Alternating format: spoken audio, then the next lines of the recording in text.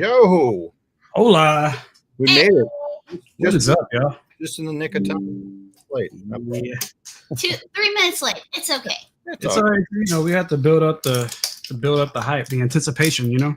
Hi, Socks. What's up, y'all? Fucking peanut. What's up, Adam? Marie, Tucci, ACB, Gonga, Two Dads. What's All going the on, y'all? friends. What's going on, everyone? I'm gonna take care of nut jobs real quick, but I'm sorry about this. I'll be right back. No, you're good. How's everybody's week been? He got something exciting. I think he's going to open it right now if you guys want to watch. This is a live unboxing. These are the A lot of you know. The Feral Friends, the Nikki Davis new blind boxes that just came out. So we just got them in today, and he saw that one was upside down, so he wanted to open it. So we're going to check it out and see what we pulled. So I'm slightly superstitious, so. You wanted to do the upside down one? You thought that'd be the good luck one? I don't know, I guess. Or the bad luck one? It was killing my OCD, so I had to. Regardless, I had to. Oh, but they're nicely packaged, and his art is like super colorful on the box even, which is nice. And they come individually like cellophane wrap too, right? Did the outside have a wrap on it? Tucci, I cannot wait. That's going to be a great show. Yeah, you guys tune in on Sunday. Tucci and Teely are having a show on Whatnot, and they're doing blind boxes, all custom blind boxes. Hold up. So dope. I think this is a glow, isn't it? Hey, I don't know. It looks like a glow. Hold on. Right there. Oh, right there. So is the glow the chase? No. I think there's a. Oh man, hold on. Holy I think shit.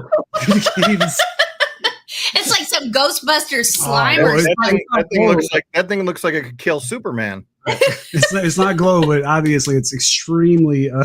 Damn! Wow, kryptonite in the building. My God, that's crazy. That's awesome. Wow, that thing's awesome. The presentation's cool too. He really did a great job on him. I think there's a few more left on his website too that he announced today. The first one got dropped, and then I think he's going to run a second, drop of them too. But I like it. Pretty cool. Well, yeah. I mean, you really can't see the details, but it's really cool. Maybe one day, if y'all put some tips in the chat, all tips will go to upgrading our StreamYard so we can get rid of that logo and we can get better quality video. There you go. These are cool. We got a little bit of an exciting announcement we'll announce after our guest tonight. It has to do with our 500 follower giveaway. So thanks for everybody getting us to 500 plus on IG, DT4_live. Now we just need to work on the subscriber base over on here on YouTube. Yep. So do what you can, tell your friends, all the good things. Comment. Your grandma's grandma, your cousins, your brothers, uncles, dads, everybody. Shit, let's go. We'll just go a true Chicago voting style and hit up the graveyards and get some subscribers that way too. There you go. Is that how y'all do it? I mean, that's kind of how we do it in Chicago. There's a story behind that, and I kind of want to hear it. Some people that don't even exist somehow vote, so we'll see. Okay. Anyway, it's going to be. Rock's not here. We did not kick Rock out of DT4. He's still around. I was waiting for somebody to ask, and good point. I'm flustered today. I'm not gonna lie. Today's been a day, but and the dogs, of course. But so yes, if you noticed, it is DT3 tonight. Rock has his daughter came home, and he had gotten lucky and gotten some playoff tickets for the Golden Knights. And if you guys know Rock, he bleeds gold and black Golden Knights, and wanted to spend some quality time with his daughter. So he cannot be here tonight. Last week, of course, I was missing. I'm bummed that I missed Mad. You guys did a great job holding it down, and obviously Mad's just insane cool. Oh my gosh, yeah. So I'm bummed, but I was unbeknownst to E. He thinks his tracker had me licked, and that I was at a casino. I was not at a casino. You did. Yeah. And then after the show, he hung around with us afterwards because he stayed, and then he chatted with us and Rock for another 45 minutes or something. Yeah. He's just so freaking cool. Well, I'm sure we'll have him back on again, and I'll fortunately be there that show. But yeah, I was my full-time job took me away to Orlando for work, and I was at a work dinner. I piped in, but it was like I couldn't hear anything, so I was bummed. Boo for full-time jobs. No, I'm just kidding. So we're grateful for that. Speaking of, since we were kind of on the topic, he actually just very generously decided to contribute to the 500 follower giveaway. He heard us mention something at the end of the stream about it, you know, being 500 followers and that we were probably going to get a giveaway going or something. And then he was like, "Hey, I'll donate to the giveaway." Damn. So he donated one of these. I think we can rig that so I win, right? Sure. Yeah, that won't look, whatever. This will be just a part of it, just as a thank you from Mad, really. Not I wouldn't even say from us, but this is a giveaway, so part of it. So guys, very generous. You're gonna want to follow us if you're not over on DT4_live on IG. That's the IG handle. That's where we're going to be giving information out, and we'll be powwowing amongst us. We couldn't make this decision without Rock, so we got to kind of figure out how we're going to give the giveaway. But it is coming soon, so stay tuned, and you're going to want to get in on that. Obviously, that's insane. Well, I think we can turn our attention to tonight's guest. I love this guy. He's a brother from another mother, in my opinion. I got to meet him a couple of years ago. We'll talk about that a little bit. Tina got surgery this week, guys, so she's a little feisty. Poor girl. Yeah, I don't know. I know I'm switching gears from Vinny. He's probably like, "What the hell, man? You were just about to intro me, and now you're talking about your dog's growth on her head." Yeah, she had a little kind of cyst that she had to have removed, so she's a little metted up and feisty tonight. So I'd be feisty too. Somebody's removing stuff from my head. Yeah, I know. Tell me about it. Well, back to the intro here. Sorry about that, Vinny. We love you. We got an insane artist that's going to come on. B, why don't you bring him in, and I'll go take care of this nuttiness. All right. Well, this is like way overdue. This guest, because I had not realized that we had not asked Vincent to come hang out with us. And so I heard about it. He kind of was giving me some shit in a group chat.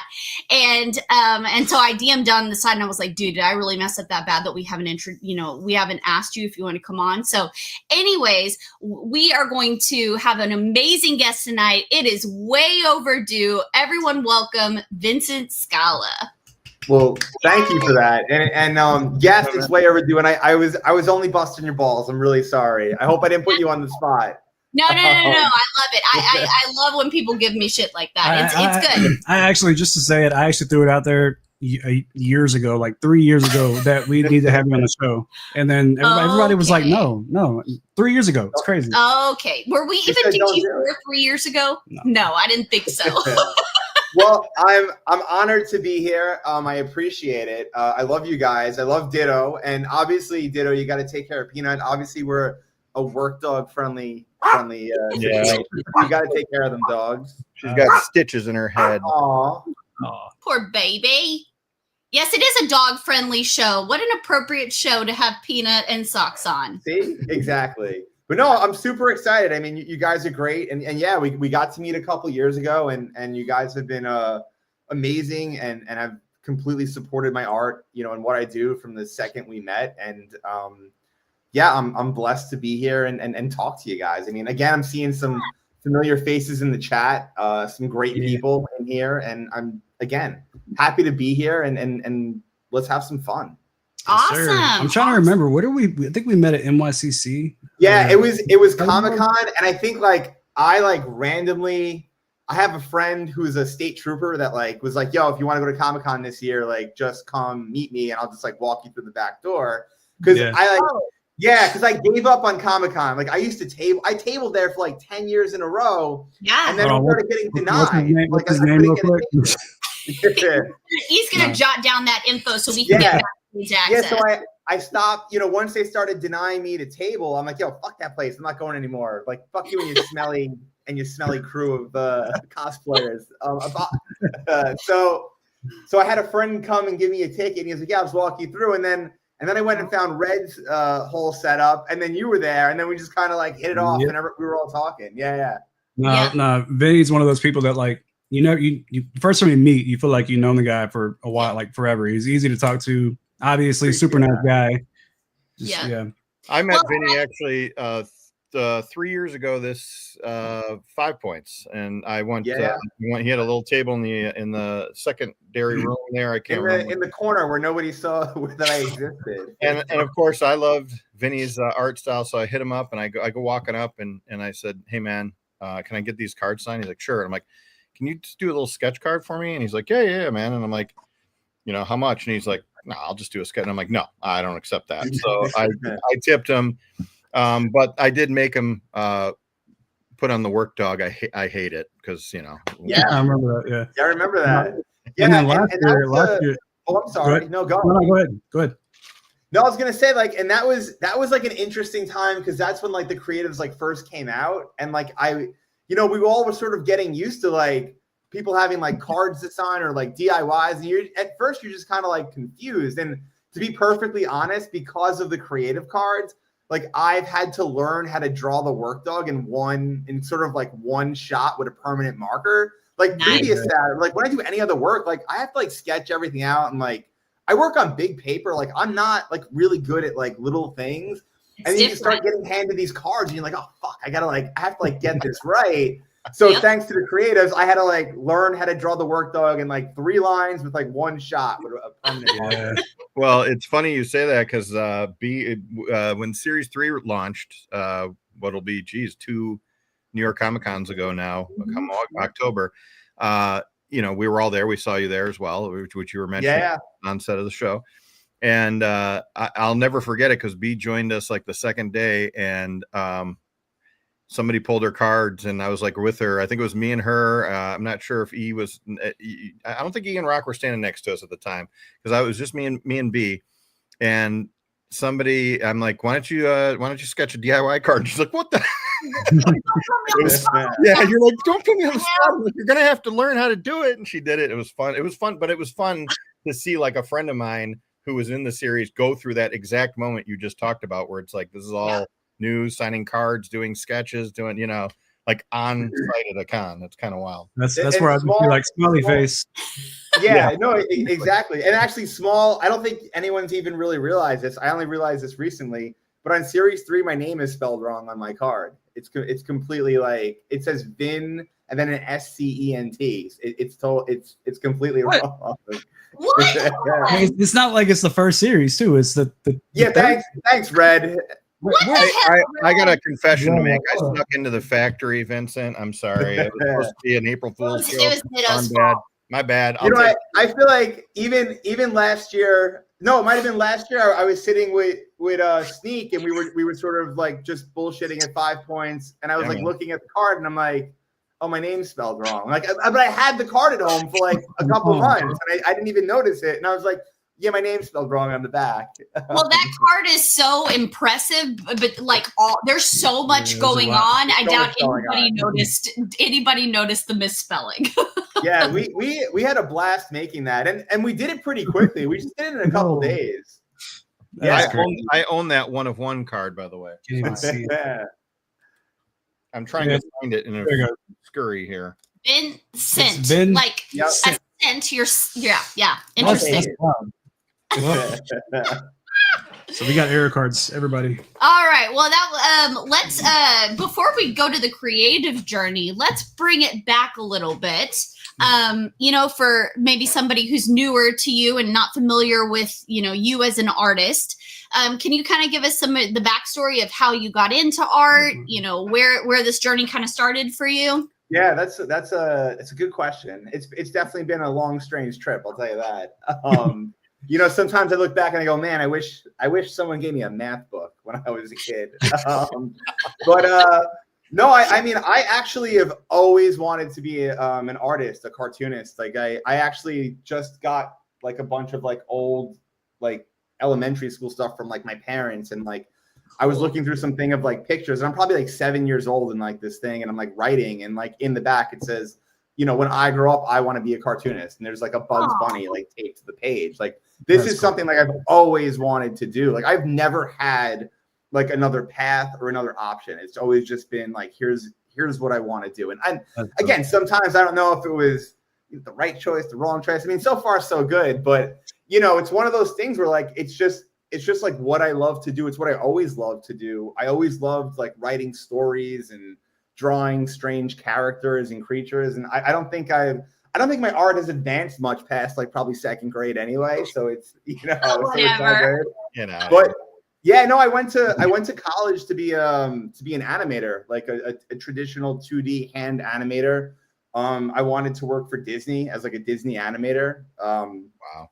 And while I was in college, I was a sophomore. I had an internship at Dora the Explorer, working on the show. And yeah, I interned there, and then I got really lucky because one of their artists quit after my internship, and they really liked me. So they hired me on the spot, and I started working full time at Nickelodeon on Dora from probably since I'm 20. Yeah, that's when I like started working like professionally, as like an artist. And we did I probably worked on like 200 to 250 episodes of Dora. Fun fact: Vinny is actually the voice of Dora. That's crazy. I hear those songs in my sleep. I've heard them so many times. The Dora. So did you have you drew all of the characters? No. So what I would do was, it was kind of a cool position. It was it's not quite a storyboard artist and not quite like a story artist. Like what you do is you sit with the first like rendition of the script with the creators, and you have to create like a fake storybook. And then we would take that storybook and bring it to like elementary schools across New York City. And they test the episode read as a book to kids, and then gauge, you sort of gauge like, hey, are the kids scared of the dark forest, or are they excited when we try and teach them how to say 1, 2, 3 in Spanish?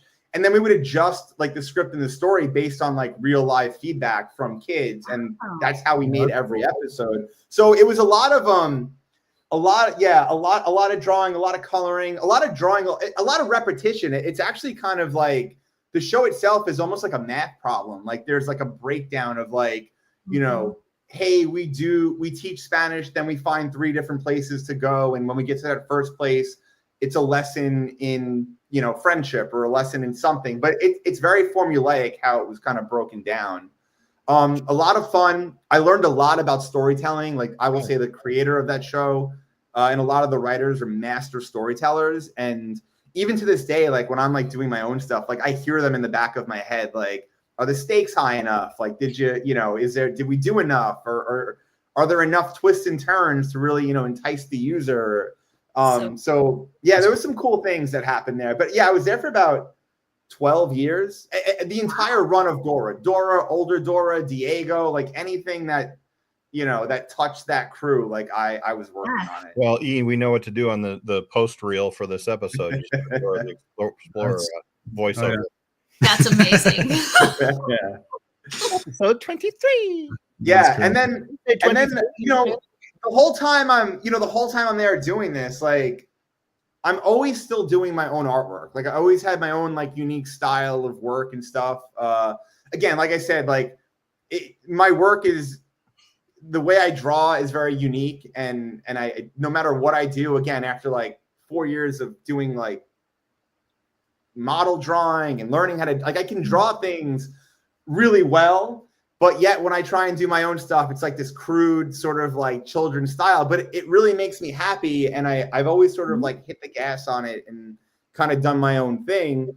So yeah, I kind of had like this dual path. I'm working at Nickelodeon and I'm still kind of doing, my own artwork on the side. I did like a Dora zombie comic that got everyone in the office really pissed off at me. This is probably like around Walking Dead time. And I just like twisted the whole story into like this like Walking Dead Dora episode where like her and Boots are like zombies and then eating everyone on the show. And I got some interesting looks after I posted it on my social media, and they were like, "What the fuck's wrong with you? Like, what are you doing?"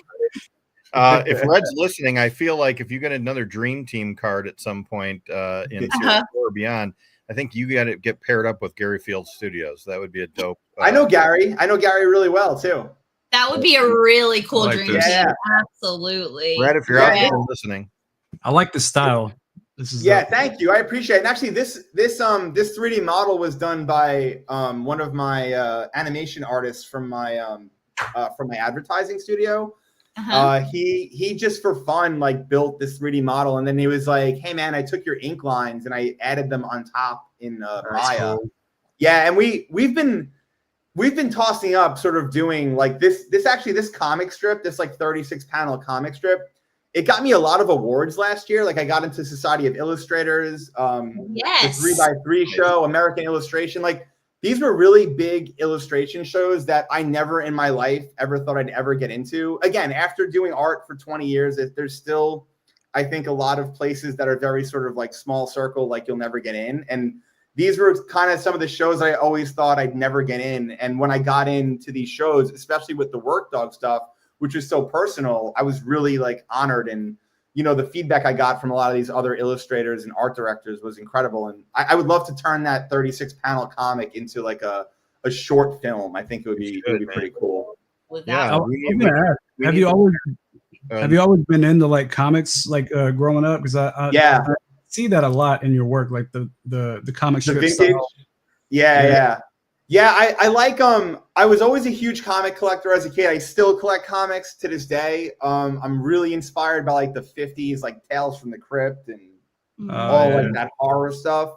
But I think, you know, it's interesting because like those things are really well done, and the artists who worked on them were just incredible draftsmen. And I think, you know, like I said, no matter what I do, I still get this sort of like crude thing that I love to do. So I kind of embrace it and go like, hey, like, you know, how can I like take parts of like those like vintage comics and apply it to, you know, the art that I'm doing now. I love when things are sort of like liking stuff as we go. Sorry, go ahead. We need a Comedy Central work dog show, I think. Well, you know, that's not that crazy. It's actually Work Dog was actually pitched to HBO, Cartoon Network, Nickelodeon. Really? And then in 2020, I did a music video for Chelsea Peretti, and we got a Rolling Stone write-up. And this is just like the universe, like working out at the right time. So Chelsea's song that she wanted me to animate was called Java Dogs. And I don't think that she knew, or even like the team who recommended me knew, that I was doing all this Work Dog stuff. Wow. It happened to be right before I was doing a solo show at Clutter. And yeah, it just kind of worked out. I'm like, you got, you know, I don't know if you guys knew this. I'm like, but hey, like I've been doing all of these like dogs, so I'll do this for your, you know, for your animated music video.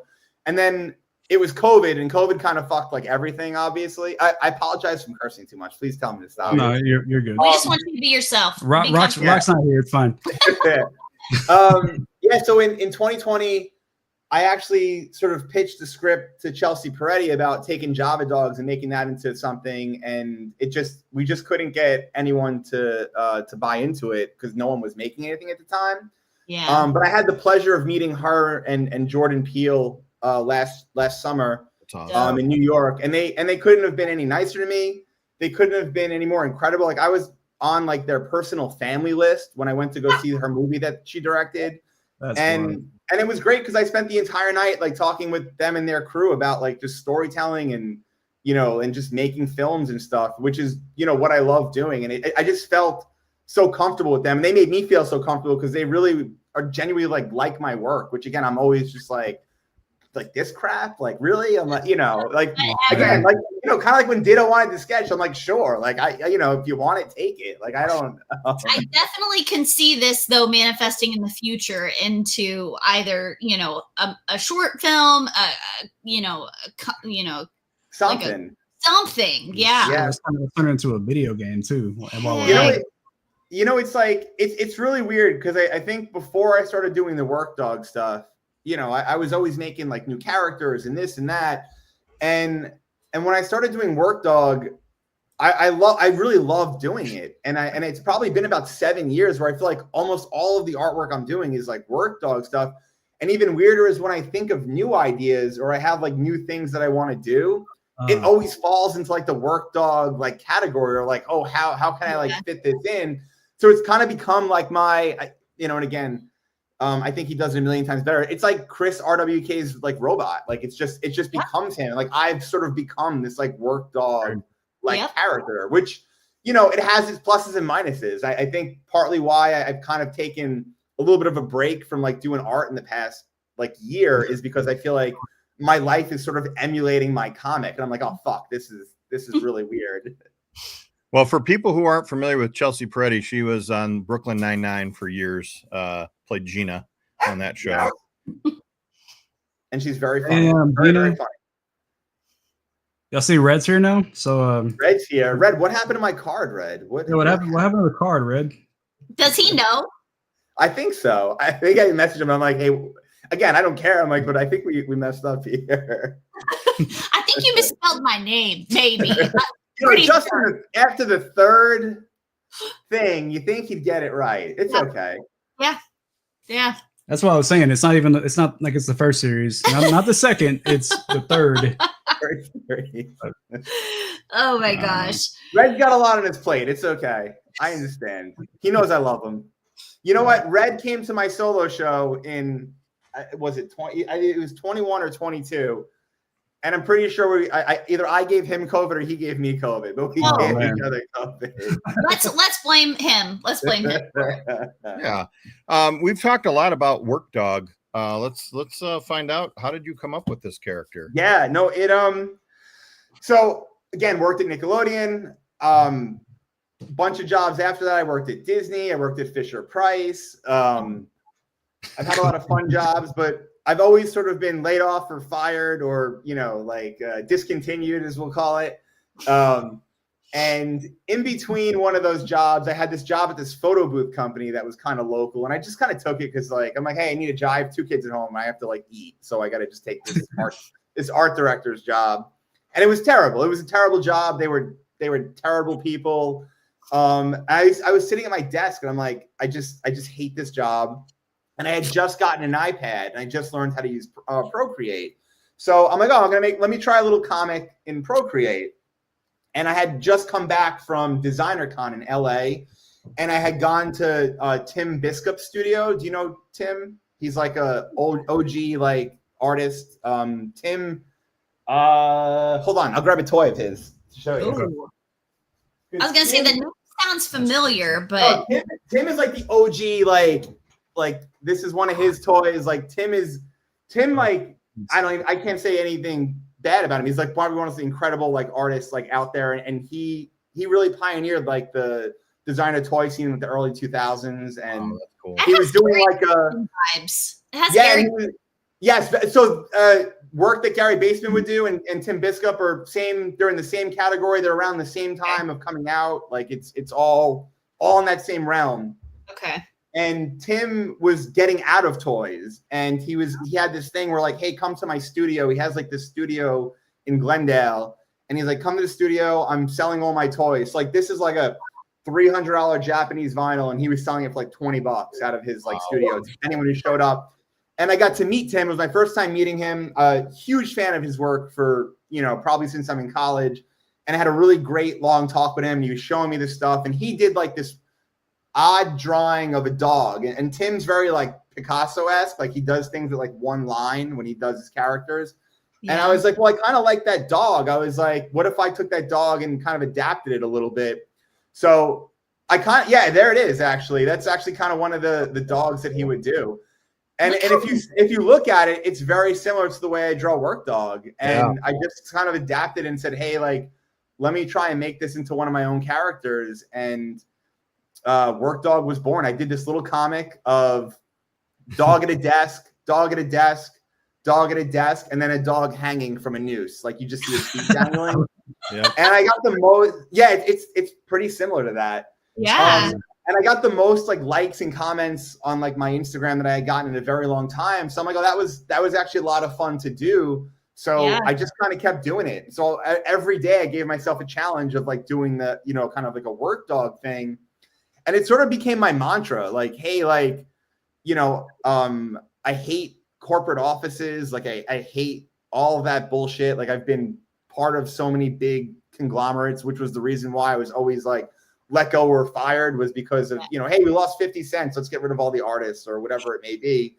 So I was like, oh, it's a good way to kind of turn all these crazy work stories I had, into something positive or a good way to share these personal experiences with the world. And what I love about it is so many people like relate to it. Like everyone has a job. Like you guys were talking before I got on about like, oh yeah, those 9 to 5s, like, you know, and it's like, yeah, I mean, I've literally like, I've made like pages and pages and pages of 9 to 5 stories that have happened to me, all with this like dog at a desk who pretty much just gets abused. Well, hopefully the dog hanging himself isn't one, because that was No. that's a little yeah, no, but it's you can tell the inspiration like for that character is definitely kind of the grind 9 to 5, like anti, you know, like sitting in a cubicle. Reminds me of like Office Space meets, you know. Absolutely. Yeah. That's basically my 9 to, I mean, I work at the university, and you know, we have like, I did have an office, and now they moved us, and I have this little bitty, tiny little cramped up cubicle, and it's just a desk job. Yeah. So I think I'm work dog. I think you're relating. You are a work dog. You're e-dog. Metaphorically noose, but not, yeah. But that's why like I enjoy the art stuff. You know, coming home, you know, it's like break free, because that's like the opposite. There's no creativity there, and like in that realm, you know, like there's all the higher ups, politics, you know. So it's yeah. I really absolutely. Especially in a setting like yours too, E, because I'm sure there's meeting after meeting about another meeting. You have to have a meeting just to ask you to go to the washroom, probably, right? Nothing to talk about, so we just sit there, and then it's like another Zoom. Oh god. So then, you know, work dog is born. So now how did you get into the creatives? Like, how did that come about? Because we have a lot of artists on DT4 that happen to have made their way into the creatives at some point. Not all of them. Yeah. I mean, it was because every journey is so different. Yeah, and then I mean, it was legitimately like I know Red from just the toy scene, and you know, and just knowing and loving each other's art, and kind of bullshitting it, like, you know, DesignerCon and 5 Points and so forth. And if I remember correctly, I think it was just like an email or an Instagram like DM from Red that was just like, hey, I'm doing this trading card thing. Who wants to be part of it? And I was like, yeah, absolutely. But if I remember right, like it was like, hey, but I need all the art in like a week, you know, from everyone. Yeah. So and again, like, you know, back when he was doing it, like I think not everyone was like, hey, like, you know, I was kind of like, hey, I'll do everything. Like, I'll do a lenticular, I'll do a coloring, like whatever you want. Like, I have a ton of art sitting here, like, you know, and again, because I draw like a 5-year-old, I can get it. You know, I can get it done in like an hour. I'm like, I'll do whatever you want. So I think I have like 6 or 7 cards in that first series. Like it's the lenticular, it's 2 DIY, it's the holograph. Yeah, there's like a stack of them in there. That lenticular to this day is one of the hardest ones to get in all 3. Yeah, and I hate saying it out loud, but I must have like 7 of them here. Like everyone. A bunch of people gave me them like after they were collecting. They're like, oh, I got 2 of them. Let me send you one. And I know they're super hard to grab. Yeah. That is always a fan favorite whenever we're, you know, going through the cards. That and your foil is really cool too. He's looking. At least he spelled your name correctly on this series. At least I got my name correct on that first series.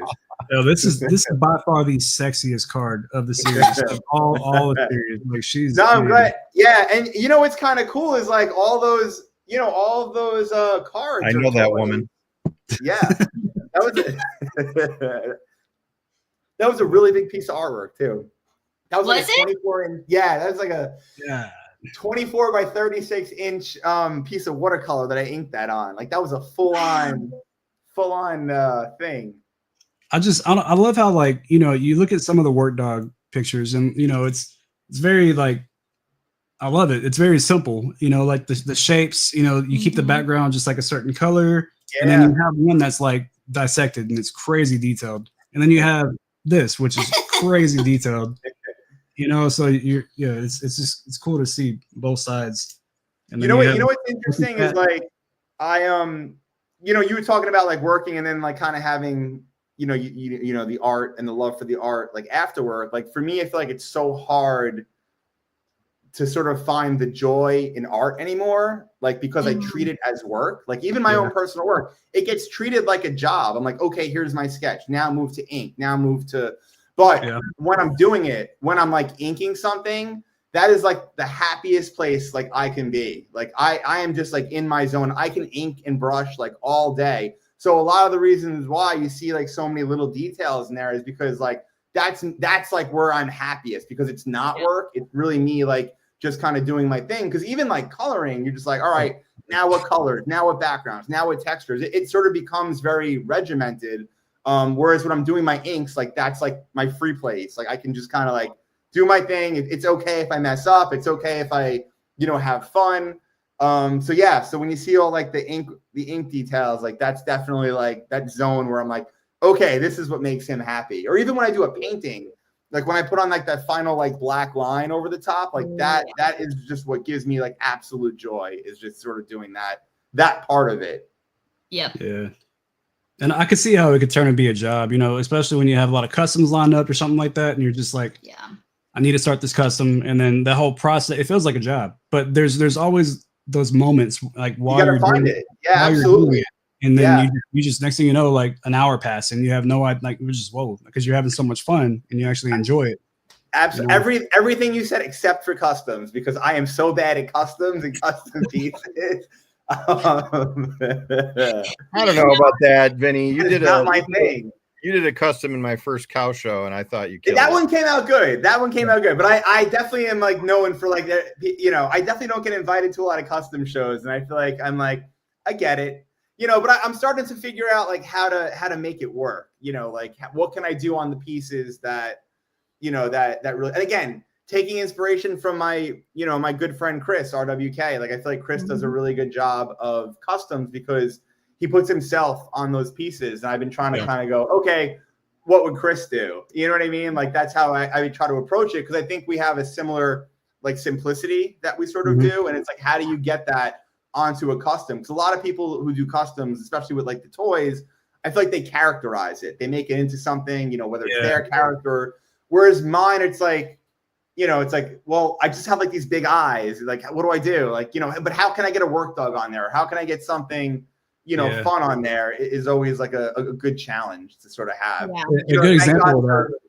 Oh no, sorry. I was just saying a good example of that would be like, Rock. He had the bolt show, and it's just like a little figure of like a person, and then Chris, painted it black, and then he did his signature. He just drew his robot on exactly.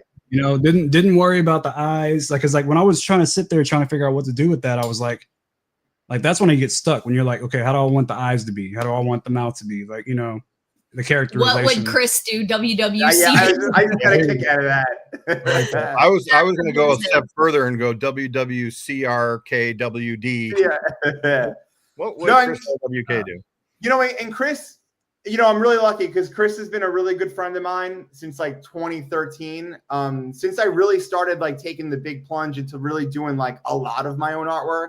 I got connected with Chris through this woman, Sabina, who ran the PIQ store in New York City. She was one of the first people to take my Mickey art, and she made an entire show like with that Mickey art, like in Grand Central Station, where the whole front window was literally that Mickey monster piece. Wow. And she introduced me to Chris. She goes, I got this guy from Staten Island. I think you guys would get along. So, Chris is Chris has been there for me for a long time, and I really appreciate him as a friend. And he's been a really good friend and someone I can sort of trust and be like, hey man, here's what I'm thinking, or hey, having trouble with this. And he's always like, yo, I got you. Like, because what doesn't Chris have his hands in? And I love seeing him have like, a solo show every other weekend. Crazy. I'm pretty sure at night he lays in bed with paintbrushes attached to his hands and feet painting that robot. But, no kidding. As much as he has time, as many things as he's into, he still will always share, on IG, like post, he'll reshare things. I mean, he's just so freaking down to earth, but so busy and like celebrity status, but doesn't act like it. I mean, it is crazy. He does a great job. First off, fun fact, Vinny, he was the very first guest on DT. Oh, that's cool. Yeah, so that was an honor. I've been a fan of his for a while, and he, again, for how popular he is, how good of a following he has, and how easily he could just be like, hot shit. he's very down to earth, like B said, but he also recognizes who supports him, and he'll support back 100-fold over if he knows that you're a supporter of his as well. Absolutely. So, he will also collab with anyone. He's just happy to do art. He's overall one of the most stand-up artists I've ever met, and I couldn't be happier to call him a friend. Absolutely. He's a great guy.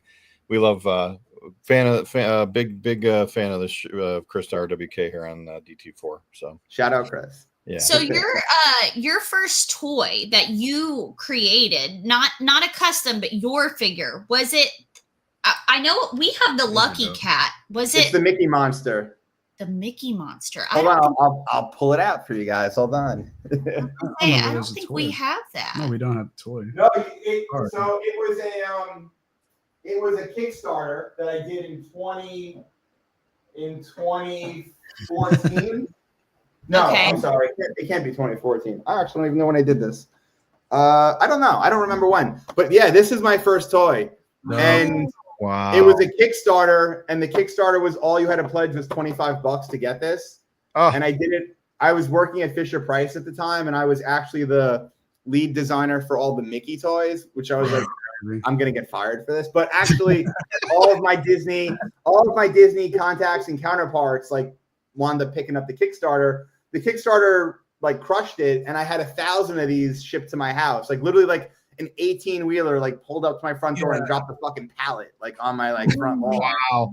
And what's crazy is I sold 1,000 of them in less than 6 months. That's awesome, man. Congrats. Well, it was awesome, except the factory that made them refuses to make more, and they threw out the molds. So so it was totally this was totally like, if you got it, great. If you don't, you'll never get it again. Like it is completely. I guess it's time to make a revenue. Yeah, I was gonna say I'm gonna be hitting eBay or something. Yeah, I know. You know what's crazy is like I've had people send me eBay listings where it goes for like $200-$300, and I'm like, this was a $25 Kickstarter. Like that's crazy. Yeah. So just so y'all know, there's one left, the one he's holding, and that's actually part. I'm just kidding. To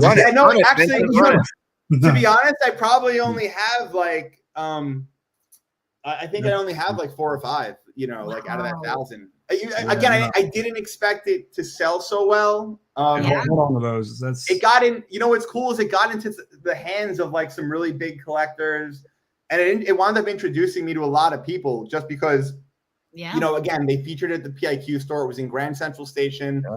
A lot of people run through Grand Central Station, and a lot of interesting people picked it up and like sent me messages, and it opened up a lot of doors, which is kind of cool. Wow, man, that's awesome. That is so cool. That is so cool. Yeah. Okay, so that was your first one, but you don't know roughly the time period.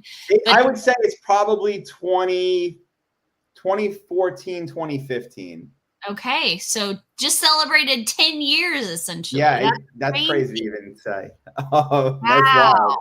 And again, all because like, the art that's on the lenticular, it sold so well in the PIQ store that the woman who ran the store was like, Vinny, you gotta make some physical products. She's like, it's your art's selling like crazy. She's like, I don't mind sending you checks every month, for the art that you're selling. She's like, but I feel like people would really love to have a physical thing from you that they can remember you by. So yeah, I was like, hey, let me make a kick. And I mean, even though I worked at Fisher-Price and I sort of understood how toys were made, at like a mass scale as a designer, I paid a guy like $50 on like Fiverr in India to do the 3D model, and he did a terrible job. And I sent the reason why the factory hated my toy was because the head is pulled like a traditional vinyl toy. Yeah. And because of his mouth and his nose, the mold, when they pulled it, I would say 3 out of 4 times it would fuck up, and like it would rip, or the mouth would rip open. Oh. It's like I have a couple here that almost look like the Beetlejuice, like completely, it's completely I know that I have a picture somewhere at the factory sent me of like, it was like a dumpster filled with all the errors they had. They had all the miscasts and had like a horror themed show. Yeah, I would have loved if they shipped me them. It would have been amazing. And then the Lucky Cat was the second toy, and I had someone recommend like a better factory to me. but I was actually supposed to have a toy made in Japan with, I don't know if you know the artist Science Patrols, Corey from Science Patrol. So Corey is an American and he lives in Japan and he pulls his own sofubi, and he's got a really crazy cult following on Instagram. You should totally look him up if you don't know him. Corey's like the nicest guy ever, and Corey was gonna make the Lucky Cat for me, but he had too many other toy projects, and he's like, I want to do it for you. He's like, but I think you might not get your toy between 6 months and a year. And I had already like finished, like, hey, I already got the funding from Kickstarter. So I was like, well, you know, I don't want to upset the backers and just be like, all right, hey, you're going to get your toy in a year. So I just went with like a Chinese factory for the Lucky Cat, and they did a pretty good job. There's a couple things I don't love about it. Again, another factory that, you know, like a year later, they like throw out your mold, you know, and they're just like, hey, like if we're not making, and again, you know, part of me is like, oh my God, like it kills me because I would love to have had them now to kind of make some more of these toys. But at the same time, it makes these toys like rare, you know, and kind of, so I went from selling 1,000 Mickey Monsters to probably 25 Lucky Cats. Like no one wanted Lucky Cat. Like I couldn't sell them for the life of me. Like I know that it went on like a, you know, actually I feel like I sold most of them in the last like year or two to everyone that was on like Whatnot or that some of the shows. But yeah, Lucky Cat, like at first was a complete failure. Like no one, I had like boxes in my house of those things. Nobody wanted them like at all. It was kind of wild. Because that's like one of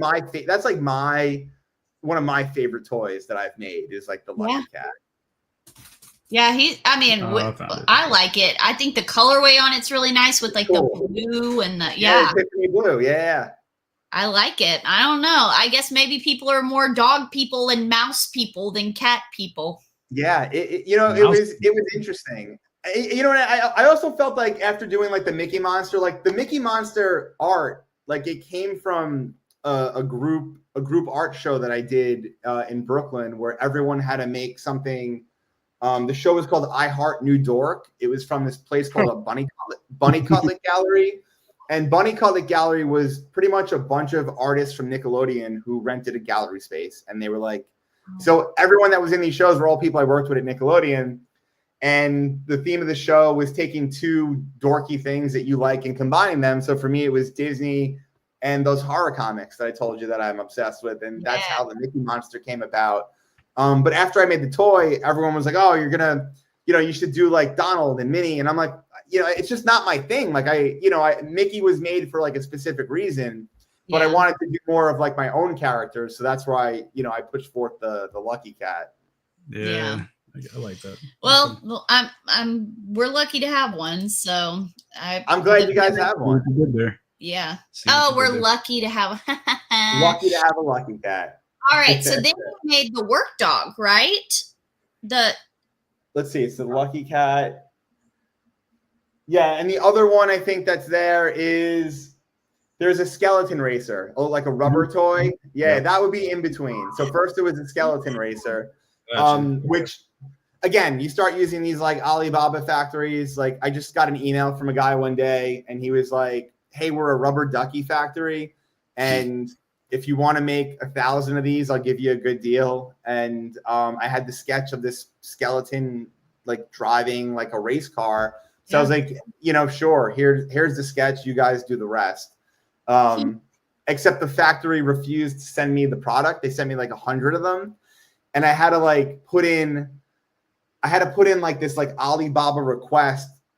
And it probably took like 2 or 3 months where I was like, they didn't send me like what I paid for. And they had to like intervene. And then I got my, the skeleton racers were shipped overnight. Like I literally like went from like had nothing to having like 1,000 of these like rubber ducky clear skeleton racers. What were they holding? Were they trying to sell them themselves, or were they just? I think they. It's a good question. I think they just thought they can get away with it. Is really what it came down to. I keep hearing all these horror stories about overseas factories and stuff, and I'm just like, fun. My gosh. You know, especially like. You know, because I did Kickstarters and, you know, and obviously put like a lot of like my own money into it, which, you know, at certain times like in my life, like was like everything I had. that I could sort of afford, and you send, wire transfers overseas, and you just kind of like lay in bed at night and you're like, I hope something shows up at my front door. Like there's no way that's of gotta like, be there's no way of tracking it or, but the work dog factory wound up being someone on Instagram who was a big Sofubi fan and kind of like a big toy fan. And he's like, hey, my family owns a factory. Let me make these for you. And he was incredible. Actually, he was really easy to work with. He was like a great middleman. Their pricing was fantastic. I think I'm trying to think who else used him. Like there's a couple artists who have used this guy. Like I've like recommended him a couple times. Yeah. My favorite plastic that's ever been made for a toy was from that original factory in China.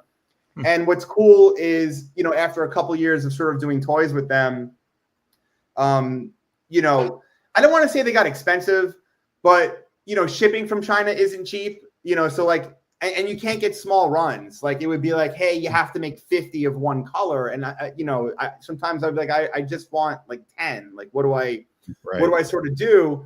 And then Paul from Mile High Sofubi started coming around. It's when he first started. And I was like, hey, I wonder if these guys from China would ship my molds to him in Colorado. And they did. They were like, yeah, no problem. We'll ship all of your molds right to this guy. Again, because it was like a family run business. And this guy was like my personal contact. Like they treated me like better than, like these Alibaba factories, and they kind of did the right thing. So what's cool is like the work dog and like my little COVID toy, like I actually have the molds for, like they're, good. So they're not they won't be discontinued anytime soon. Yeah. It's not like all that money and work down the drain by it just being which is scary. It's really scary. Ugh. What do you got planned for this year? I know you said you've taken a little bit of a break. I definitely took a break. I started my own like advertising agency like 2 years ago, and owning your own business is tough. And it definitely took a lot more time out of me than I expected. And like, this is like my work area, but also like my art desk is like right next to me. But, I think I had just months straight of just being busy. And once I left this room, I just did not want to come back into it. I was like, I need to leave my office. Yeah. I'm like at my desk 12 hours a day. Like I got to get out.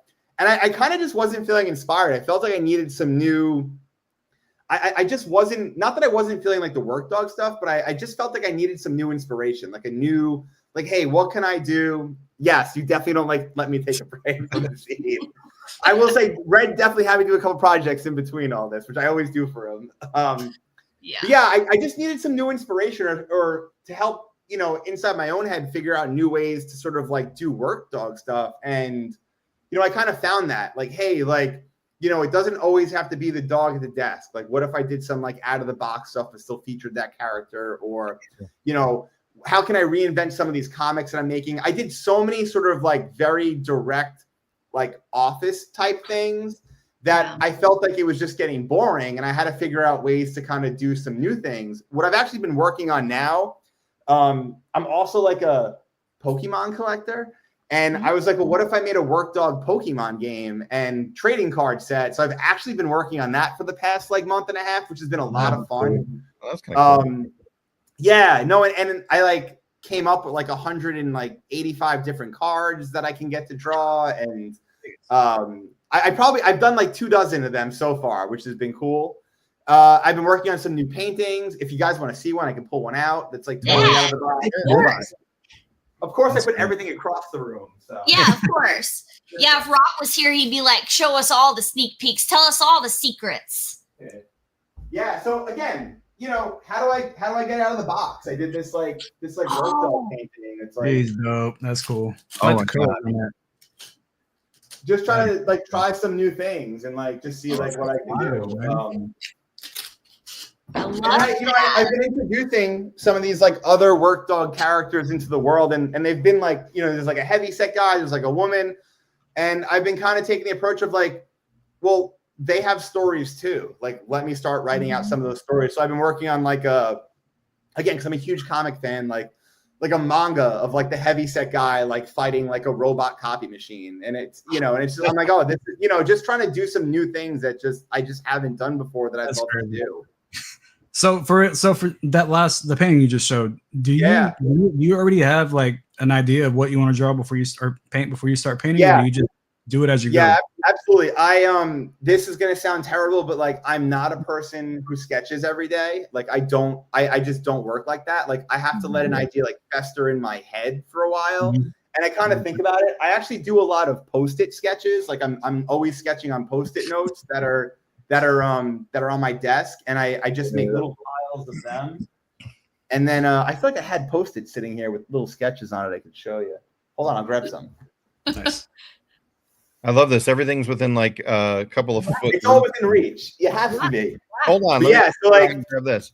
I have like a very large unfinished painting on the other side of the room, but like this is like, and actually this is actually going to be this is actually a sketch that I did that will be the can at 5 points, which I'll show you I'll give you guys that art. Hey, cool.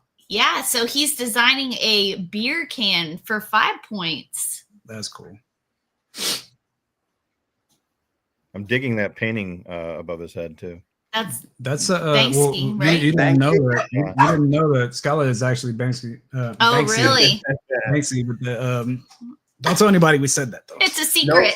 It's a secret. Yeah, no, I think I got that in Barcelona in there's like a Mocha museum. Oh, wow.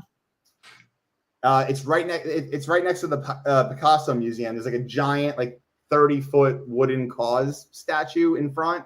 What? And then when you go inside, they had like, again, I didn't even know this museum existed, and they had a giant exhibit of and they had like real Banksies, like you were able to look at them up close and personal. Oh, cool. A lot Cause, Banksy, Warhol, Basquiat. It was like a really cool little show. Damn. But yeah, this is the art for the 5 points can. Look at him. Yeah. And that all just came from the sticky note that you just sketched. That's really cool. And I just like I start here. I make little notes. I tape it to like my computer, and then when I kind of get a chance to ink it up and draw it, like I like letting it fester because I like to sort of think about like, okay, like what do I do with the composition, or where do I move things, or I like to kind of let it sit until I feel like I've seen the whole picture in my head before I put it down on a piece of paper. But what's cool is like from that little sketch, like I can go right to doing something like that. Like it just comes out like naturally. That's cool. Because I've been thinking about it for like a week. Yeah. You need to post on your IG like a bunch of those Post-it notes around your monitor of all your sketches, and just that, like the monitor turned off. That would be an insane picture. The brain, it's like inside the brain of Vincent Scala right there. Slides, a collage of just the sketches, and then the next slide, the finished product. That'd be cool. Yeah, and there's even like, I got like piles of stuff here. Like here's some of like the trading card art that I've been making. Like, look at his face. Oh.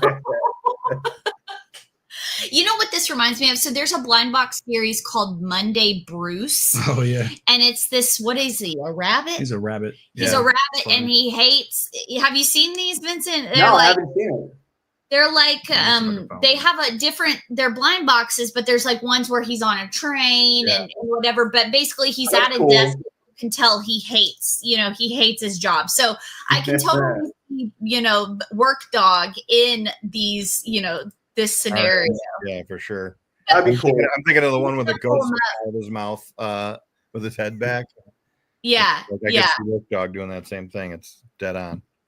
I guess the fun part about being an artist, but also kind of like the shitty part about just like being busy, is like there's so many sketches that, or even like final inks that I've done that I probably just haven't colored, or like I know there's like a full, in the back here, like I did a full 12-page comic about how it sucks like owning a company or being like a CEO, and like I just haven't colored it. So, like it's inked, it's done. Like I'm like, but it'll get there one day, you know. It's when the inspiration strikes, right? I love that. The great thing about art is it always will be there, But that's That's Bruce. Those are amazing. Yeah, that's exactly. Yeah.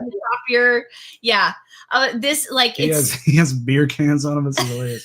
I can totally see Work Dog in these situations. You know. Oh my god, that's amazing. Who makes those? They would be best friends. I don't know. For It's sure. Toys Alliance or something. It's something from overseas. Yeah. But they're really cool. But yeah, that I didn't think about that. That is kind of. Those are great. Yeah. Yeah. Like I like the train series too with the 6 cars. Those are really cool. That one's cool. Cool, man. So this year people can find you. You're going to be at 5 points then, or I'm not. No, but you have pieces. His art on my cans will be at 5 points. Okay, where can people find those? Do you know where they're going to be? I think at the show they're going to be selling that beer, like it's like specific for the show. Got it. Yeah. So then last year you did the art battle at 5 points. Yeah, and I think because I won the art battle, which was again super fun to do. He and I came outside, and you were just holding because I won the art battle. Yeah. We're like, damn, bow down, bro. No, those things scare me. Like it's I'm like, all right, like again, like I'm not used to drawing that big, and what the hell do I even use? And I feel like I used like a rusty brush that we like found on the floor. I was like, I need to approach this the right way. I feel like the last couple of years I've done like the art battle at 5 points. They just hand me like spray cans, and like I'm like I can. There's only so much I can do with a spray can. I'm like, but I'm really like a dirty pencil guy. I need to like get in there. So a giant pencil. Yeah, you created your next character, Dirty Pencil. Dirty Pencil. Dirty pencil, rusty paintbrush. That's right. Yeah. So, okay. So, other than your art on the cans being available at 5 points, where else are people going to be able to see you pop up for the remainder of the year? You know what? I was going to say that I would like to make my Whatnot re-debut in the next couple of weeks.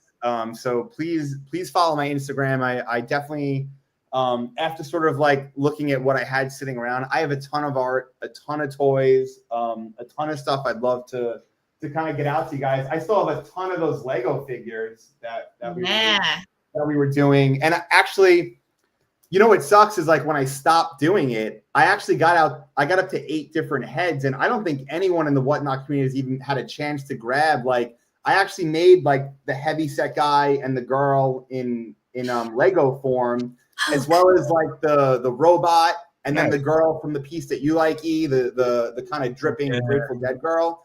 I have that on the Lego. I have the Lucky Cat.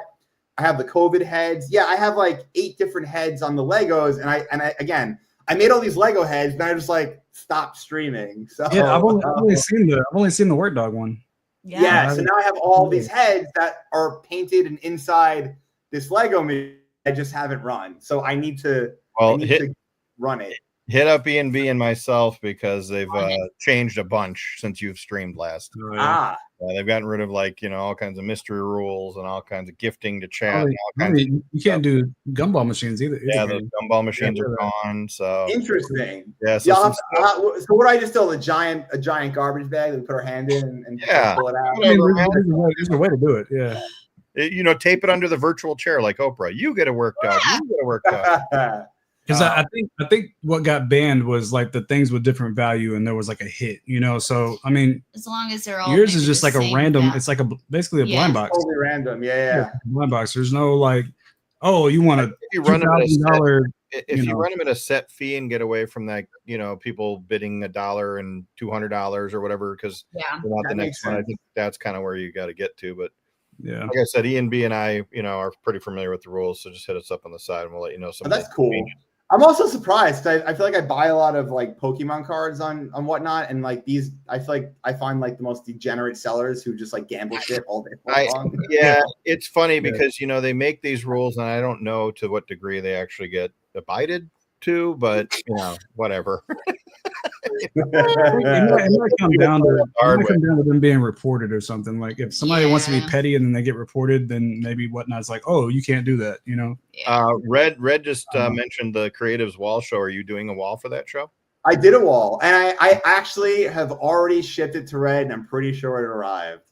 Nice. Oh, wow. Hopefully in one piece. Impressive. Good job. I was impressed. On top of it. What about what about any other cons? Will you be at Collected Con or New York Comic Con or D-Con or No, anything? I don't think I have anything planned for the rest of the year. I have a lot of overseas trips planned for my agency. So I'm going to Germany and then to Tokyo. So oh man, I want to cool. go to Tokyo. Yeah, can we form an Yeah, agency? no, I told you, there's good reason why I haven't been around for a while, but it's but no, it's been cool. And again, like, it's interesting. Like, like my 9 to 5 is definitely a lot of work. And it's my thing. And like, I'm having a lot of fun with it. And it's a lot of like creative storytelling. Like I do a lot of gaming ads, like Clash of Clans and cool Royal Match and everything that you try and swipe away from. Like, I'm making those. And that's you. All the ads and stuff, right? Yeah, no, that's what we do. Perfect. Thank you. But it's fun and I get to kind of work my chops into like directing these videos and stuff and like I said, some of it's making its way into some of the new work dog art, which is you don't make the art that's like deceiving, right? That's like, oh, you can do this. Absolutely. I specialize in fake games.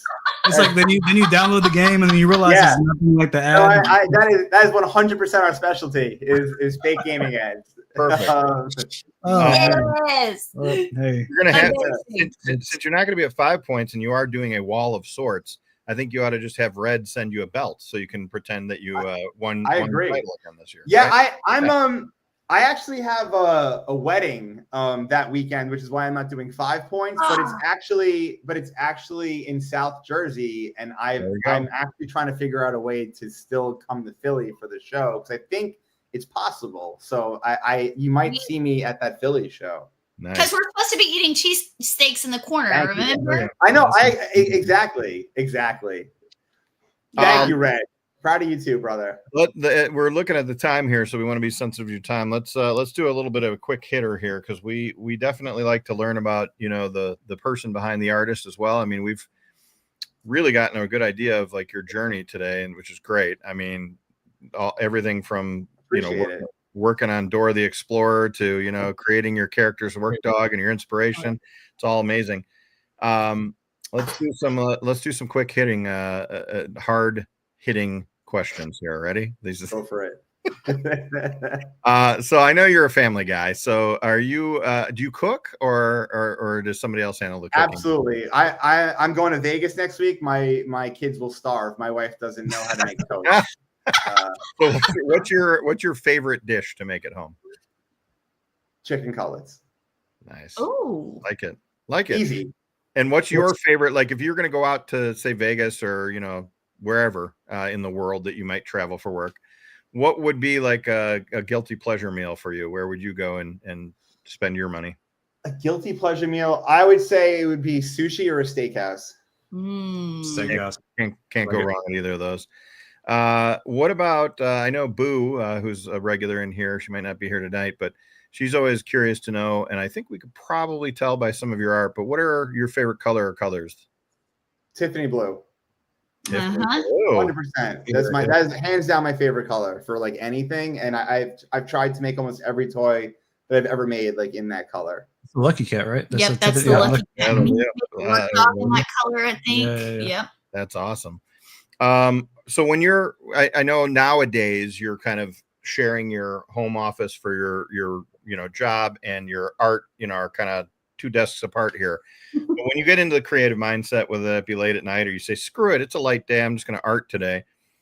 Are you popping on, earbuds and listening to music? Do you have a playlist? Are you watching streaming shows in the background? Are you watching Dora? No, it's a good question. My go-to is usually like Dead & Company, which may sound a little odd, but I feel like it's like very long songs, so I can kind of just let it play. Or I'll go like a little classic rock. Actually, I think the Guardians of the Galaxy soundtrack is really good. And that usually on Spotify like blends into some really good stuff. I can do, again, because I like to really get into like the inking for a while. I kind of like things that kind of just blend in the background. I'll do like full albums like Dark Side of the Moon. Like that's one I can kind of just let play like while I'm working. But like nothing too distracting. I feel like I need kind of like soothing, easy music. like while I'm sort of like doing my thing, or Red complete Yacht silence. Rock. Yeah, Yacht Yacht Rock. Yeah, no, it's not. I'd be lying if I didn't say I type that in every once in a while. Yacht Yeah. Rock. While we're on the subject, that's a guitar behind you, right? So you.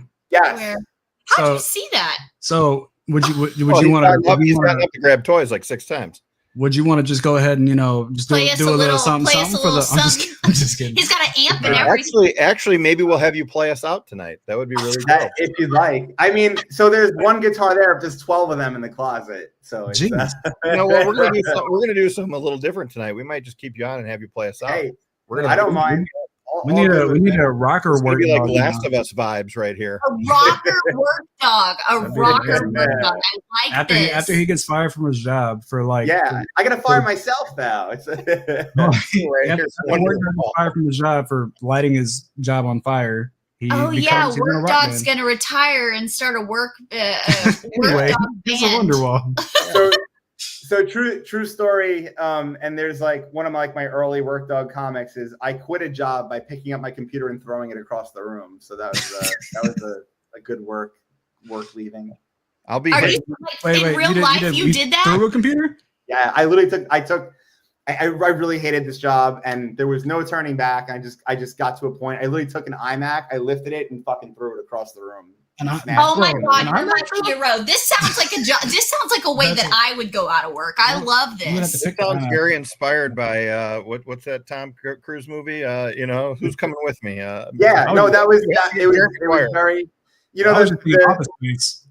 the idea behind it was they all the work that I did was on this computer. No one ever backed it up and I hated them. So I was like, fuck this computer, fuck this job. I'm like, I threw it, I stepped on it and smashed it on the way out and just never turned back. Let's go. I love it. Oh, Are you a born and raised New Yorker? Yes. Yeah, I grew up in Brooklyn. New York, that's that East Coast. It's again, I'm very lovable and like happy all the time, but I will say like when I get angry, it's like 0 to 100. There's not like a buildup. It's just okay. Oh my God.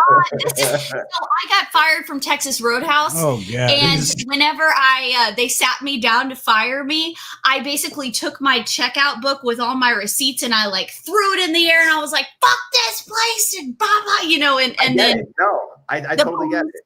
The police almost had to escort us off the property. So yes, I love this. Sweetest person in the world. We just learned something about B tonight. Yeah, I did. Yeah, I was fired on the same day, probably because of me. But when she's been wronged, she's not having it. Yep. Yeah. Right. No, that was. Well, now that people know that I was fired from a job, that's amazing. Vinny, what was your very first ever job as a kid or as a teenager or whatever? I worked in the pharmacy at CVS as like a pharmacy tech. Cool. Did you have aspirations at one point to maybe go into that arena? I did for a little bit. Like I was like, oh, this is kind of cool. Except the guy I worked with was like a really young pharmacist. He was like 25, and he was like, "Don't fucking do this. I hate my life." Like he was like 25, and he's already like, I made mistakes. Yeah, he was just like, because like, especially when you work at the pharmacy, like everyone hates you. Like like it's your fault that prices are too high. It's your fault the insurance doesn't work. It's just like you're just like everyone's just like yelling at you, which I guess doesn't change from any job that I've ever had. Anything in life. I know it's every job I've ever had has been the same thing. So it's you just got to kill people with kindness in life. That's the only way to get around. Yeah, agreed. Absolutely. What about if we were going to ship you out to an island, not Long Island, but like an actual island, and we were going to put you on an island with just only a couple of movies, what movies would you take with you? Goodfellas, Beetlejuice, Pinocchio. Wow, you spouted those off quick. You got those at the ready, sir. It gives me anxiety. Pinocchio, the live action one, no, the animated one, the OG one where he like smokes a cigar and turns to a donkey. I'm not gonna lie. So I've never seen Goodfellas. What man? Never seen Goodfellas. What? I've just never seen it. I don't know what that is. You have homework this weekend. It's to watch Goodfellas. It's probably the best like mob movie like ever made. Ever made. Huh. And it's so quotable too. It's so quotable. Yeah. How the fuck am I so funny? Funny how? It's going to be one of those movies that you watch and like, oh, that's what people say that. I know. Okay. I'm surprised because like it's on every like regular cable channel like all the time. Yeah. Like it's like you know, like you have to watch the with the swears and shit in there because I think they say fuck like 217 times in the movie or something crazy. I mean, I'm not worried about that, but yeah. Maya will come in and be like, "Mama, stop." Yeah. No, if anybody, it's gonna be like, oh my goodness. Watch it late night with your headphones on or something. But it's a great movie. She's about to be 13, so I'm not. Yeah. No, I definitely want to watch this. She's also been subjected to me several times. I have the worst mouth ever. So in the backseat, ditto. Sorry, Maya. Yeah, my bad. Oh yeah, y'all had a swear jar whenever we were in Chicago. I was broke. We did actually. We had a virtual swear jar, and I think I had to cut it off at like $30 or something. I'm like, you're done. You're done. $30. And she was like, she was marking me too, like car rides. She was just waiting, like listening. I'm like, damn it. So if you were going to give some advice to either an up and coming artist, somebody that's maybe starting out in this world, and we've heard this a lot, there's a narrative of a lot of people that were in the creatives that were maybe just about to give up doing art at some point in their career. And thanks to Red, the creatives, and, some of the other, tentacles that kind of come from that, they've kind of been revived. What kind of words or messages would you give to those people? I think it's one of those things that you just do it because you love it. And for me, it just comes out of me. Like if I'm sitting here, I'm sketching or like doodling on paper. If I was in a meeting, I'm doodling on paper. If I was in class as a kid, I'm doodling on paper. You should do it because I would agree with Red. I have a little girl who's like 7 and she's really, really, really creative and she draws better than I could now. And I just want to like break her crayons. Like, I'm like, don't do this. Like, you don't want this life. But it's one of those things where you just do it for you first. And I think that's the most important rule is like, I do all this art because I want to make it. Like, I don't do it for a show. I don't do it to make money. If I did it to make money, for love of the game, as they say, right? Yeah, absolutely. Like, I feel like it's never about that. Like, even with like my toys, like I feel like I've given away so much art and toys because I'm like, I'd rather, hey, if you like this, like, I'm so proud and excited that you like my art. Like, take it. Like, I can make more of it. Like, no big deal. Just do it because you love it. Don't do it for accolades. If you do it for awards or accolades or to try and like some sort of reach some like status level, like I feel like you'll never. There's no pinnacle. Like every time I set the bar higher for myself and I hit that bar, I have to figure out what that next bar is. Like it's an infinite, leveling up, especially with art. And you can do art till the day you die. I mean, Picasso was painting into his late 80s. And, when I think about that, like I'm 41 now, like that means I have 41 more years of painting and drawing that I can do. So you should never give up because it's just, it takes such a long time to get to that point where you're happy with your own art that once you hit that point, you should never turn back. Yeah. Well, I think that's great advice. And I think, at the end of the day, Vinny, this is anything you do in life, whether it's art, absolutely, a career in, the bartending, or, any other 9-to-5 job or sports or whatever else you might be into. Do it for love of the game. Do it because you love it. Do it because of passion. You'll never be disappointed then. If you're doing it for other things, like you said, accolades or to try to compete or to try to whatever, it's always going to just cause frustrations and bumps in the road. But I think if you're doing it purely out of, the love of the game, as they say, I think. And it's supposed to be hard. Like nothing easy is worth doing. Like, it's supposed to be hard. It's supposed to be frustrating. Like, as much as we sit and talk about all like the good things that I've done, like, there's a dumpster full of like shit drawings and things that I've gotten thrown out and like crap art that, just kind of doesn't make it out into the wild for the world to see. You got to keep doing it. Like you have, I think Chuck Jones said like, there's 250,000 bad drawings inside me. And like, I want to get them all out. Like there's just as much shit as there is good and you got to do it all. You never know what's going to lead to the good thing. Though, absolutely. Too. Right. Absolutely. Right. Yeah. Yeah, that's great, man. Look, I think we're gonna do something. If you have the time and you want to stick on for another I'm 10 here. We're good. I got nowhere to go. right. I think we're gonna do something a little different just because Rock's not here tonight, and we got our buddy Vinny on tonight. We're gonna keep it through the end of the show, and we are gonna put you to the test. So get that guitar ready. You're playing us. Got it. All right. So let's shift gears here a little bit. We're coming up on the hour and a half mark, so let's wrap things up here. This is the time of the show, Vinny, where we go around and talk about kind of what things we got coming up. So before we get to us, anything you want to plug? I will plug, please keep a lookout for my Instagram at Vincent Scala. I will be doing a Whatnot show in the next couple weeks, and I would love you guys to kind of see the new stuff I've been working on and all the new stuff I have to show you guys. It would be incredible. Make sure you tag me and Ian B and Rock and anyone else that you're friends with. We'll share. That's Vincent with the F, right? No, seriously though. Vincent. Do you prefer the Vincent Scala Instagram or the Vincent Scala art? Is there a I did the Vincent Scala art because I started getting a lot of art directors emailing me about sort of professional illustration jobs, and their advice was like, "We love your kids; they're adorable, but I have to dig through lots of them to find your art." I got you. But to me, I've also built 12,000 followers on the regular Vincent Scala, so I'm like, just follow that one. Yeah. Okay. It's hard to manage two different, No, it's impossible. I probably don't look at the art one for 6 months. I got you. Let me. Well, and hopefully we'll in the next year or so we'll get you out to a con or something so we can. Yeah, absolutely. Not going Collected Con. I would have. I'm going to be in Italy, but I would have loved to have gone Collected Con because in Tokyo. No. Yeah, I got a busy year. It's a good year. Agency. Those fake games aren't going to make themselves. Is this agency hiring? Because I'll take a job. Always. I'll throw receipts at you. I promise. No, but I'm. Travis from Urban Vinyl Daily has been a friend of mine for, again, as long as I have the Mickey Monster. And him and Corey, Strange Cat Toys, also, a good friend of mine forever. I want to see them succeed. And I know that was a really incredible show last year. So, I would like to get there at some point. Yeah, absolutely. Right.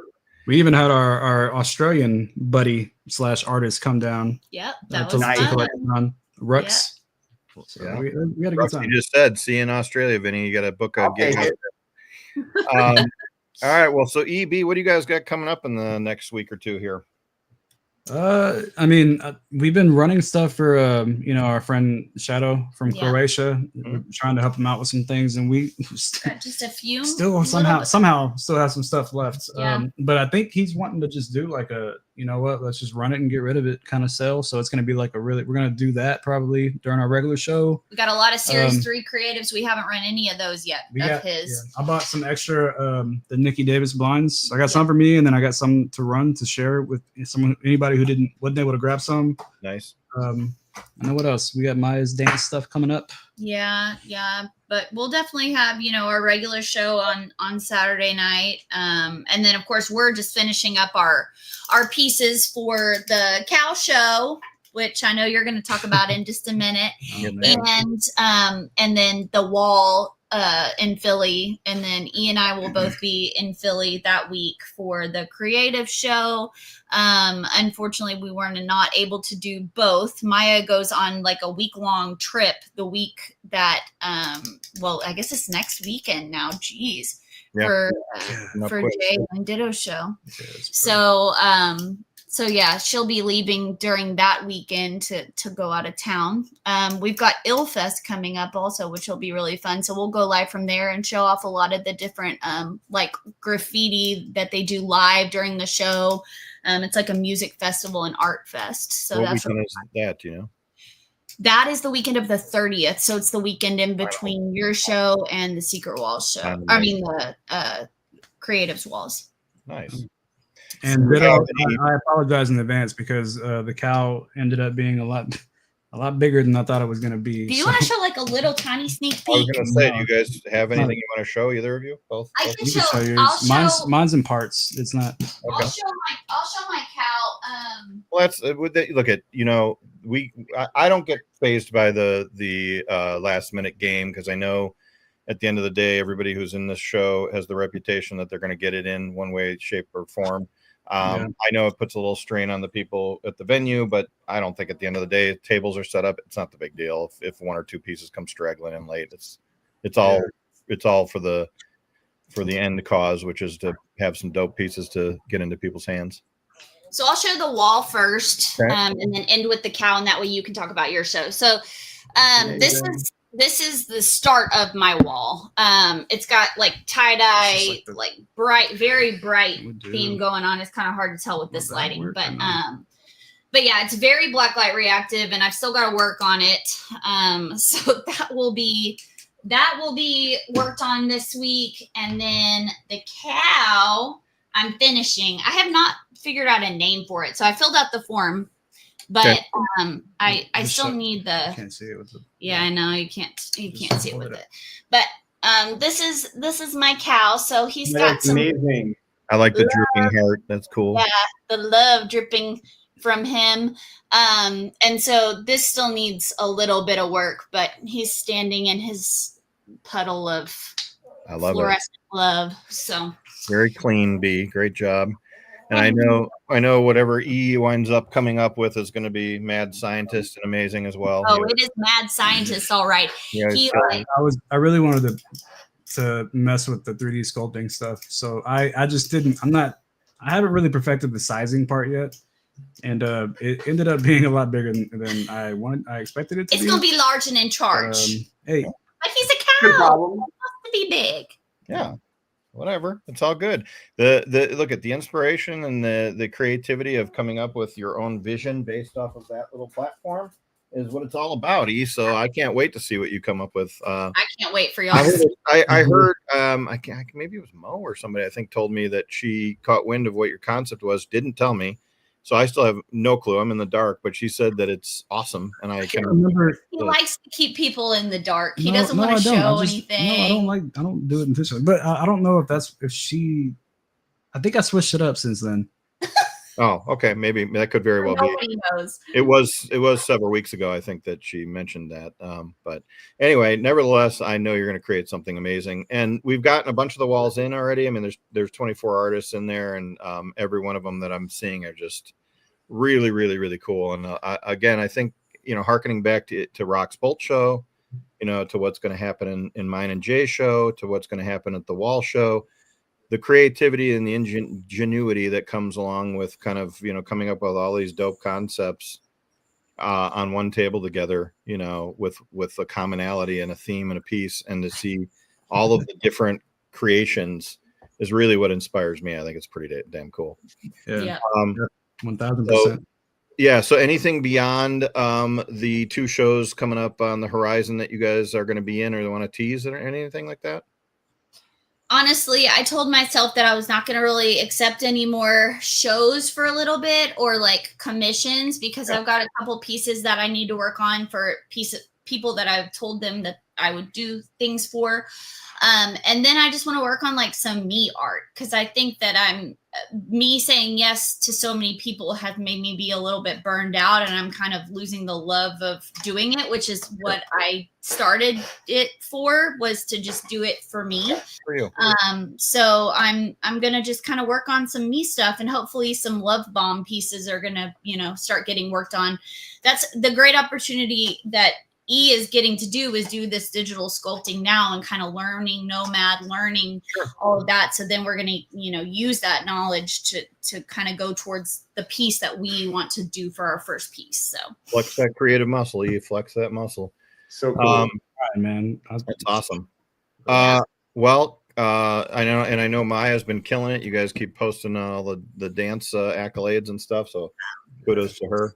That is winding up soon. She's got her showcase next Sunday, this upcoming Sunday.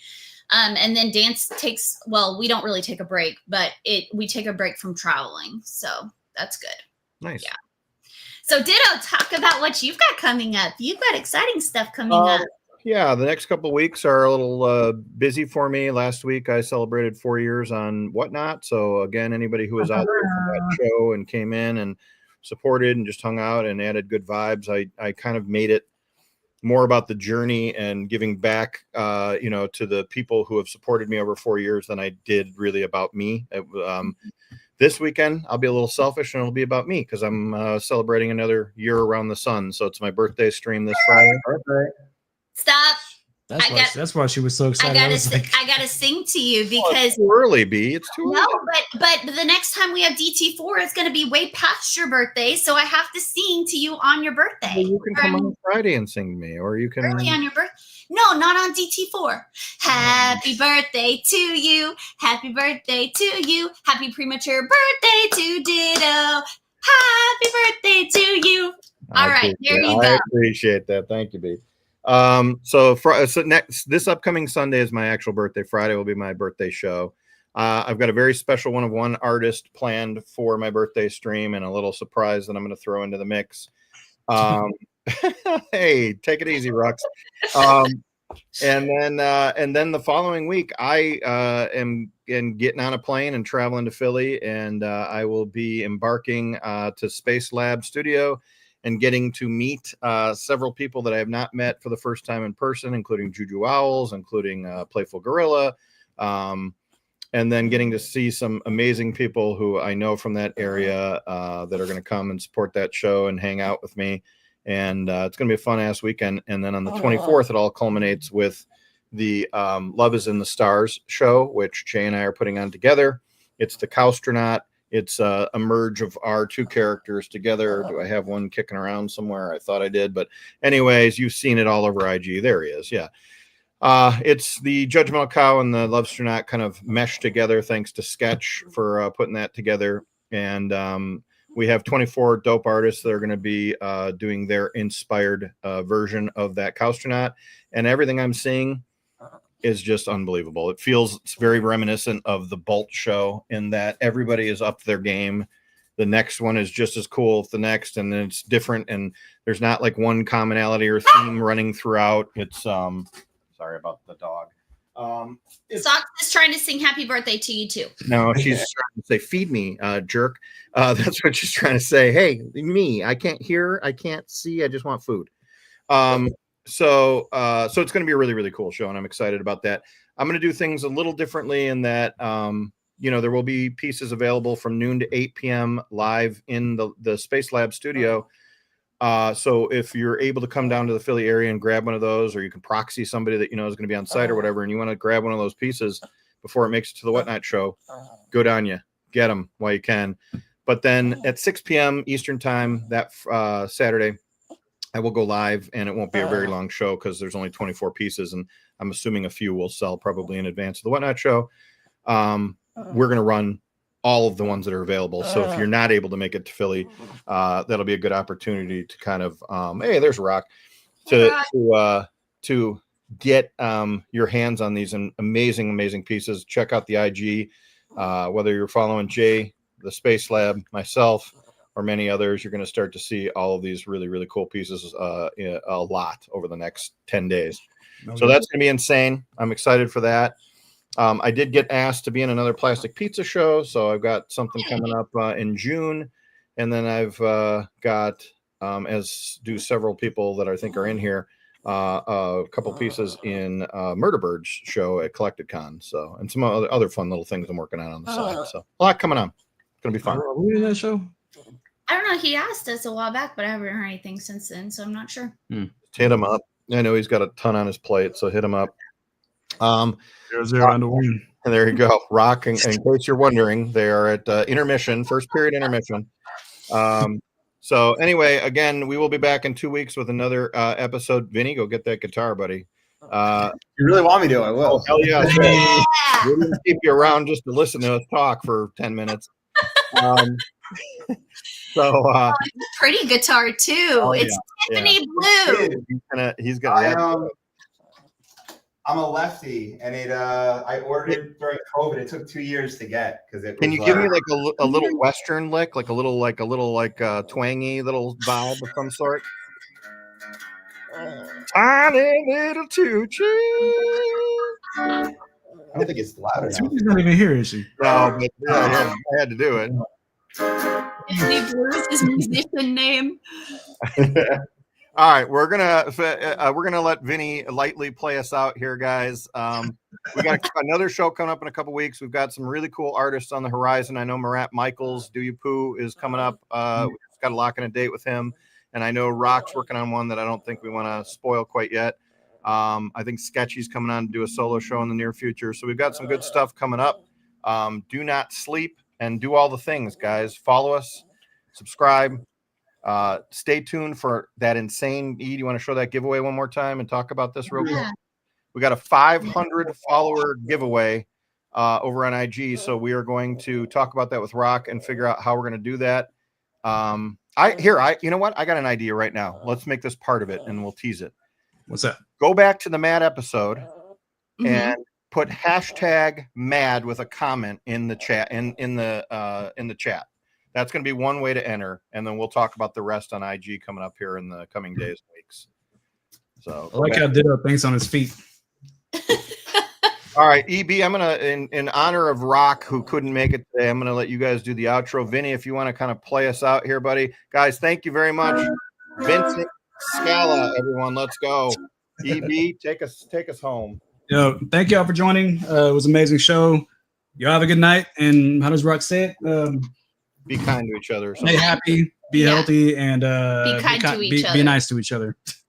And thank you guys so much. It was an honor to be here. Thank you, Vincent. Man. You Vinny, rock. Vinny, take us out. Let's get a couple licks. Let's go. Oh.